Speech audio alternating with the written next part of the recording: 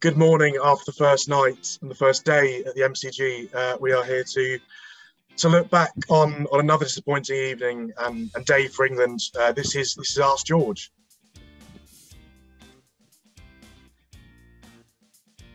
Unsurprisingly, lots of questions have come in, and unsurprisingly, mainly from England supporters on the back of, I guess, what's become a fairly familiar sight over the last 2-3 weeks. I mean, we start with Line Bay Robin here. Will England finally learn to focus on the series in front of them rather than attempting to plan for mythical Ashes victory after what you've seen today, and so since the start of December? I think that I have some sympathy for the rest and rotation policy that they've used all years. I actually think it was the right thing to do. The problem is not so much that policy, I think, as their schedule, which is unrelenting and self-defeating. They're clearly not properly prepared for this tour, and part of the reason for that is because lots of them have been playing white ball cricket quite a lot. But, Australia managing, aren't they? And they've had pretty much the same challenges. I'm not sure the rest of rotation is the problem. I think it's a symptom of the problem. Do you think England have been guilty of having lost in 2018, having spent the last 3 years prepping for how to succeed out here, almost of overthinking it? It feels like 2019 down in New Zealand when Dom Sibley opened up and it was Chris Silverwood's first game, and obviously Jofra bowled those sort of unrelenting spells, those flat pitches. It feels like that was such a long time ago, and England were talking about batting long or batting once and batting big, and now here we are 2 years later without Dom Sibley, obviously without Jofra, and I guess with a similar strategy, but sort of having gone through a lot of different plans and players since then. Yeah, they prepared a team which isn't playing. They wanted Stone and Archer and Sibley and whoever else was in the top order at the time, Burns, and they've had to give up on that because it wasn't working. But I think, despite all the talk about planning, I almost think they do it to keep themselves busy because they dare not look at the underlying problem, which is the structure of the domestic game. It just isn't working. It's just not working, and everyone knows why it's not working. It's mainly because the middle of the season is given over to a white ball window. They won't change that because it's been lucrative for them in the short term, and they care about money more than they care about winning. Well, on the county theme, really, Raving San asks, is there a player in the Cook or Dravid mould in the county setup who can just hold up an end? Well, the first thing you'd have to say is that it's not as if they haven't given a fair few people a try. I don't know how many, there have been 20 odd openers, haven't there? And by conventional standards, you'd have to say that they've all failed. The same with middle order batters in the last 6 or so years. I don't think anyone's come in and averaged more than Ben Folkes, who averaged 31. So I think you would have to say that you have to look at that and think, why does it keep happening? And you could say it's just the individuals, or you could maybe acknowledge that the system is at fault. Now, are there players who have maybe that temperament without maybe the talent of Dravid, for example? And there might be. Alex Lees could be one such player. Luke Wells at a push might be such a player, maybe. But I think really you're not looking at the real problem if you're just trying to change the names and the faces. I think the system isn't delivering. I think that's pretty firm fact at this stage. I think the last batter to come into the side and succeed was Joe Root. It's a long time ago, eh? It's 2013. Matt asks, is a reduced county championship play during the heart of the summer on decent wickets the best way to improve that quality and depth? That's a reasonable question in that it's saying, should we play county cricket on good pitches in the middle of summer? Yeah. Why the reduced programme? I mean, there's this theory, isn't there, that if you have fewer teams, you'll increase the standard. Well, only the mightiest of short terms. Basically, what we are shown is that there is no finite amount of talent in society. There's just not. The more effort you put into developing, nurturing, identifying, encouraging talent, the more you'll find. So the idea is that you have these centres of excellence around the country, and they're finding young players and helping them develop. So I still like that as an ideal, but you would have to acknowledge that it isn't working particularly well at the moment. But playing on better wickets, and that's not a criticism of the ground staff, it's the fact that they're often trying to create wickets in March. or at the end of September. You know, we've seen games played right at the start of April into October now. You're asking them to do impossible things, really, and the game that is being played at county level with the Duke's ball on those wickets is a different sport to what we're seeing here. It's a different sport. So we're not preparing people to play it. And equally, we're not really preparing them to play in New Zealand. We're not preparing them to play in Asia. You know, so what are we preparing for? We've sort of allowed ourselves to be deluded by some victories at home against not great sides. But actually, the last year has seen a couple of good sides come to England. And, you know, the poverty of English cricket has been revealed, at least red ball cricket. So look, there was a huge prioritisation of white ball cricket. We know that, and I think we sort of understand why that happened. But other teams have managed to focus on more than one format at a time. And, England hasn't done that. So the question, you know, yes, it would help to play on better wickets in the middle of summer, sure it would. Richard asks, in your opinion, how close are we to seeing Ashley Giles or Tom Harrison, he says, resigning, I'll say to coming under sort of severe, I guess, really severe pressure for on-field results. And clearly Chris Silverwood, as Richard says, and probably Joe Root will have to go after this. But what are your take on the prospects for those higher up?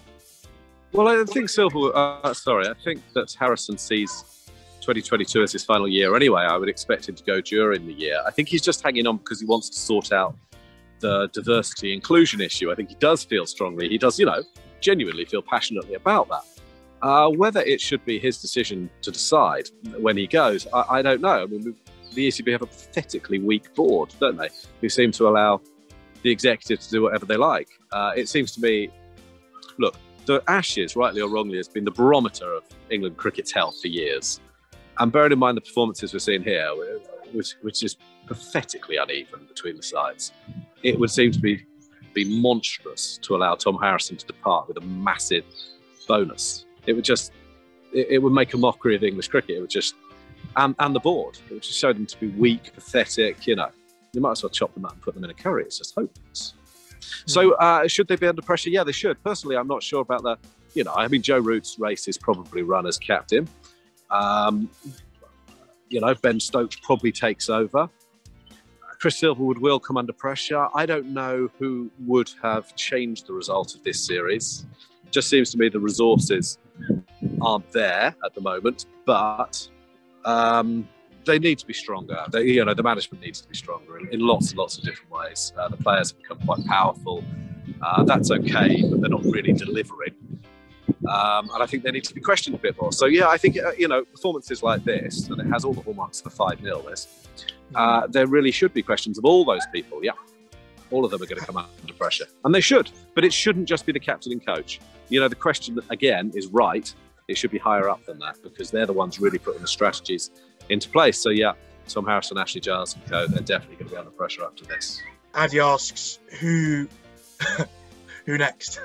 Who's staying for England? Seeing as the current crop are obviously struggling. I mean, what happens now? Can Rory Burns come back in before the end of the series?